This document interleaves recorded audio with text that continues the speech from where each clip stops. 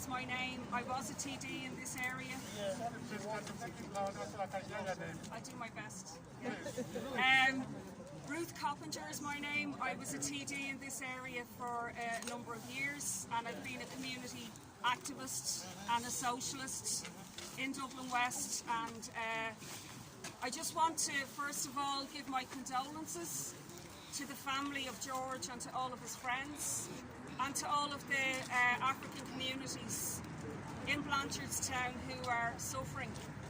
I want to say that whatever happened at the shop in Hartstown that day obviously is very serious. You know, a worker being assaulted, people being very frightened. But the real issue here is that somebody, a young man, has been fatally shot by the Gardaí when that should not have happened. It should be possible for Gardaí to be trained to disarm somebody in such a situation. And having watched, you know, all of the videos that are going around, which are obviously unfortunate, but at least we have some indication of what is the truth. And the reality is that George had his back turned when the first shots were fired. And people are quite entitled to ask the Gardaí for answers. We must have a fair, fully public and transparent investigation into those events and into George's death. And it should be an investigation that it involves the community. I don't have any faith in GSOC.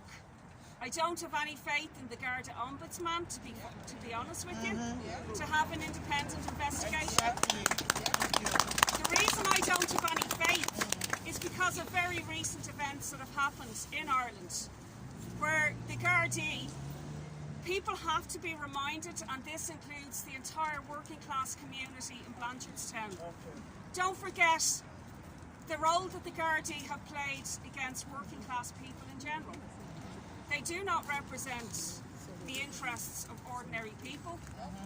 As we saw when the water charges happened, you know, Gardaí were very quick to be there, but they're not there when you phone them when you're in trouble. As we found with, you know, even the Debenhams workers who've been on strike, the Gardaí were down to try to arrest people for peacefully picketing.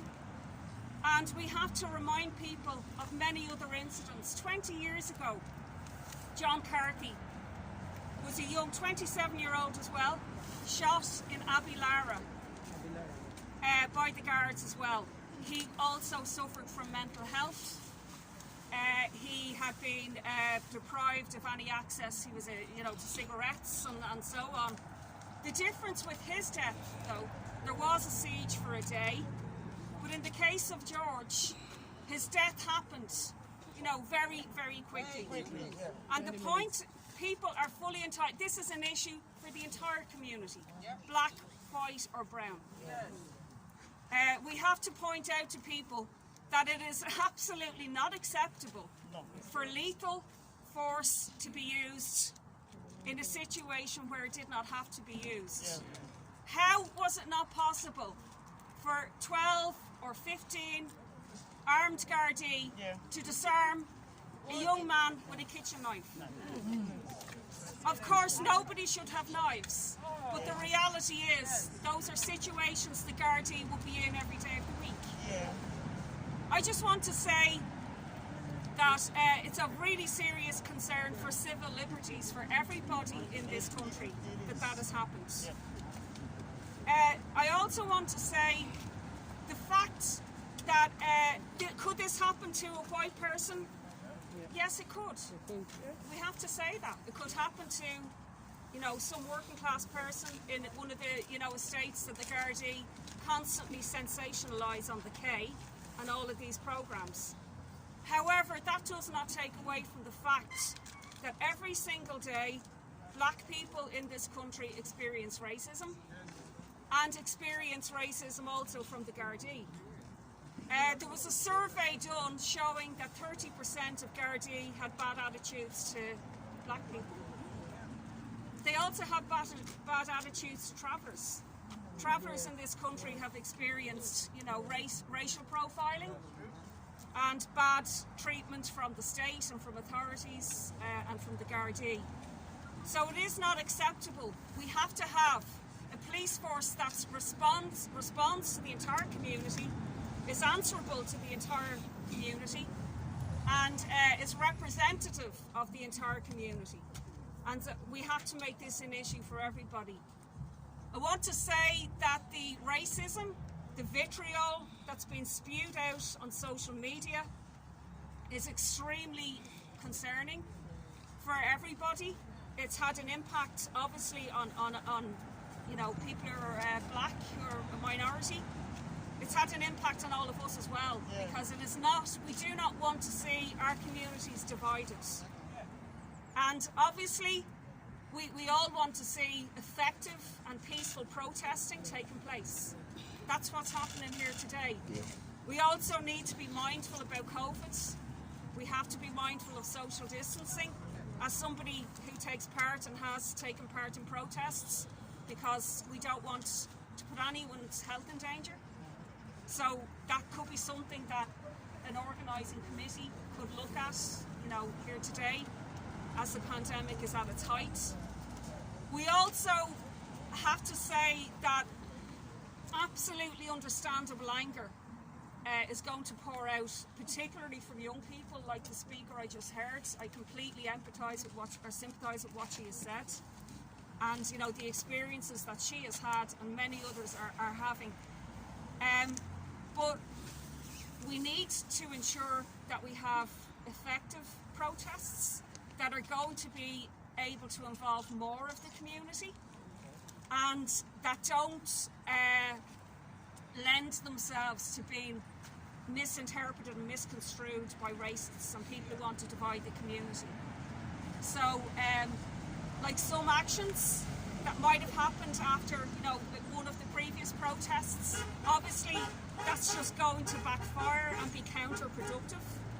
So we want to ensure that the focus is kept on the Gardaí to answer the questions about why they killed George Nkencho and why they weren't able to act in the same way they acted. We should use a recent example that happened very nearby earlier this year, when a man who allegedly had brutally murdered his own wife inside his house was armed with a samurai sword, and yet the Gardaí were able to arrest him without killing him.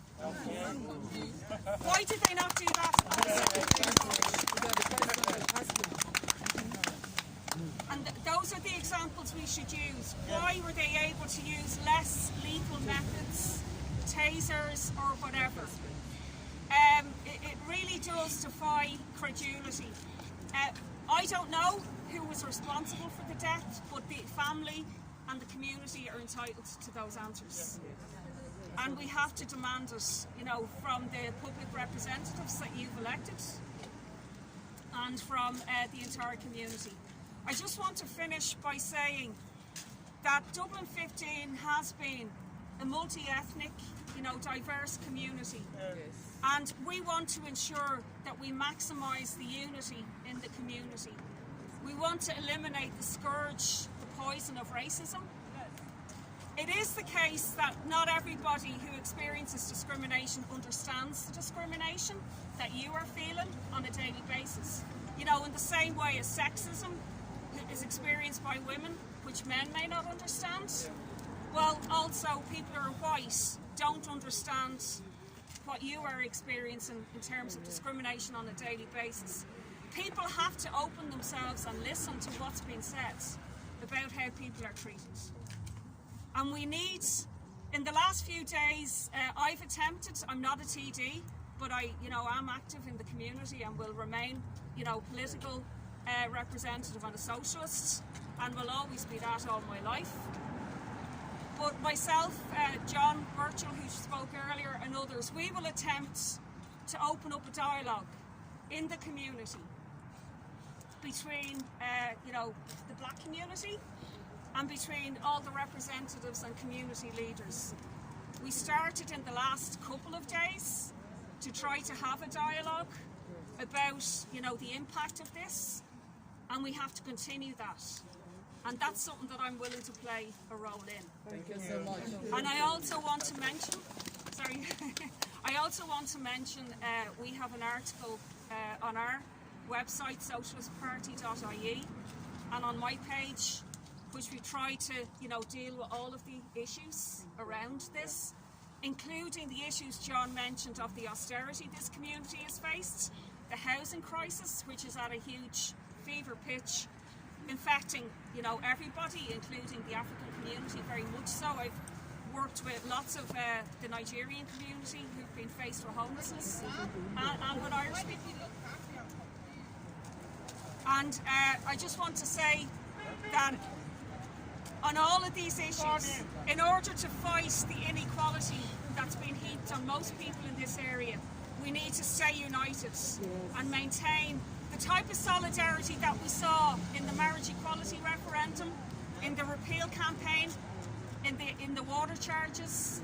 We need to rebuild and reforge that unity. So I'd be willing to work with everybody to do that. I'd also like to say that some of our members, youth members, have been involved in the establishment of Youth Against Racism and Inequality, YARI it's called, and have been attending, you know, some of the protests. So if you'd like to, you know, contact that as well, if you're interested in finding out more.